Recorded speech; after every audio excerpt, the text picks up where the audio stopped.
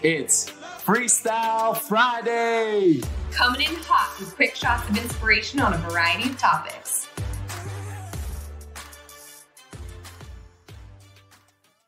Okay. Today's episode I'm super excited about. This is an episode you're going to want to share with your people, with your network, maybe even share the link of the episode to friends, to family, to whoever, because people need to know this. And this episode was inspired by my friend Alacia as she just bounced from her corporate job, but she did an inspiring Instagram TV video live, and I watched it and I was like, that is amazing. And she dropped some facts in it. I was like, I need to share this. So I got a question for you. How many people do you think left the workforce in April 2021, April of this year? If you had to guess, and you know what's cool about podcasts? Someone could be listening to this. It could be 2023. They'll be like, gosh, years ago? I don't know. Most people will be listening, real time. But now that you've had a chance to guess, let's pause on it.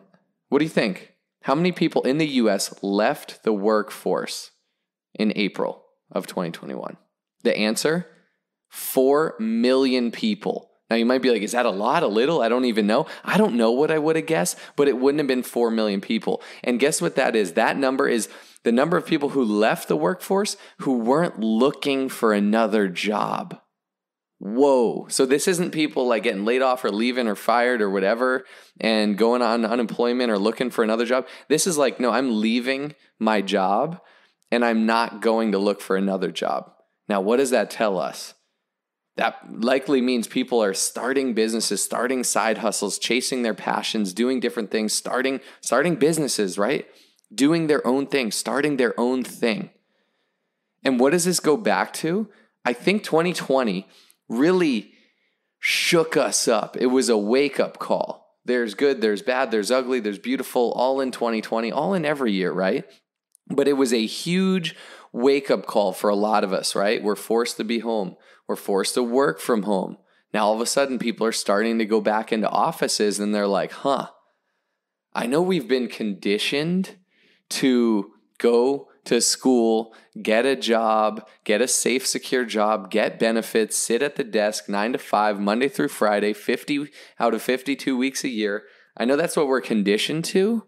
But shoot, 2020 just shook me up. I work from home. I realized it made me dig deep. It made me evaluate my life. It made me, spend some time with myself and understand, what do I want?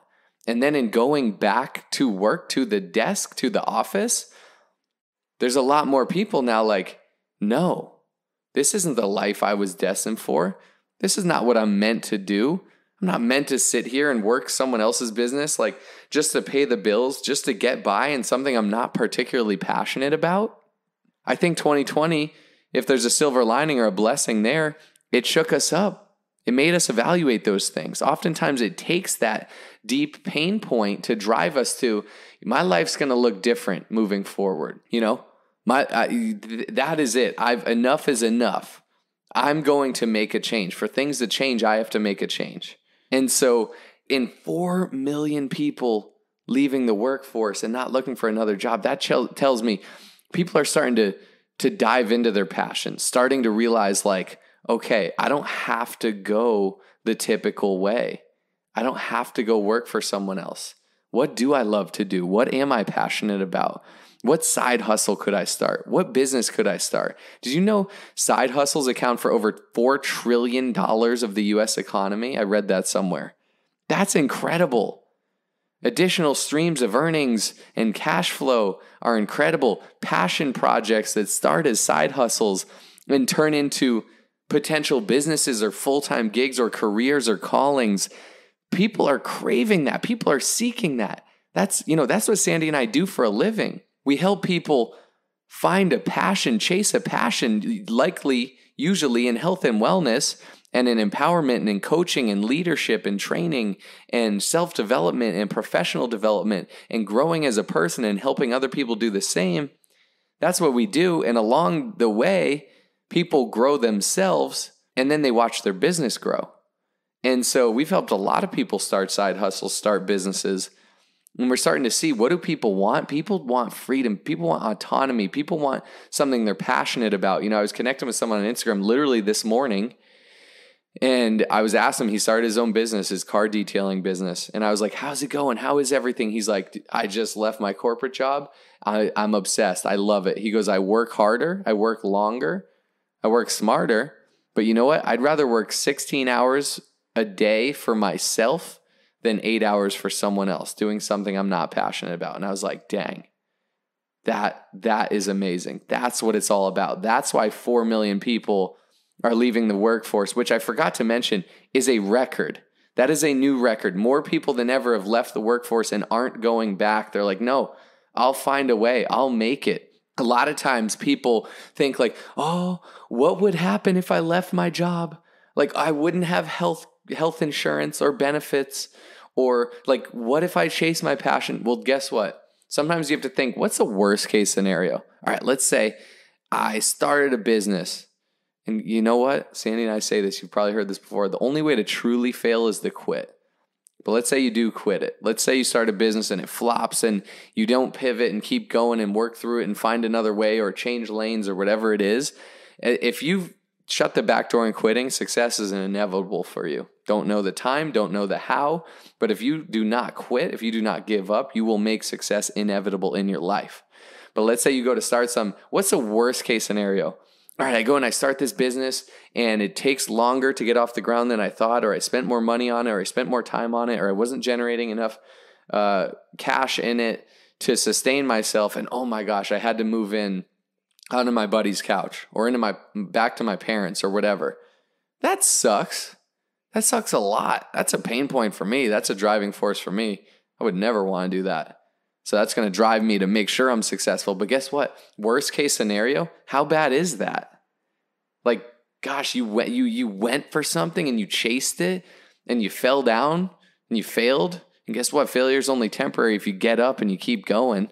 But think like, okay, what's the worst that could happen? I mean, shoot, it's really not that bad. So don't be afraid to go for it.